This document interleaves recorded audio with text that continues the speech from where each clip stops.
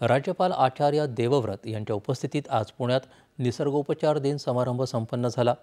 आपली जुनी जीवनशैली, नैसर्गिक शेती, आयुर्वेद आणि जीवनमूल्य पुन्हा आचरणात आणली तर आपण निरोगी भारत बनवू शकू असा विश्वास राज्यपालांनी यावेळी व्यक्त केला.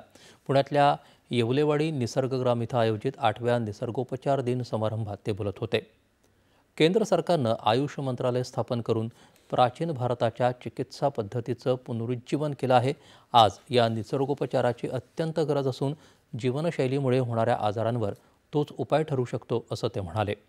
या कार्यक्रमाला आयुष राज्यमंत्री प्रतापराव जाधव आणि इतर मान्यवर उपस्थित होते.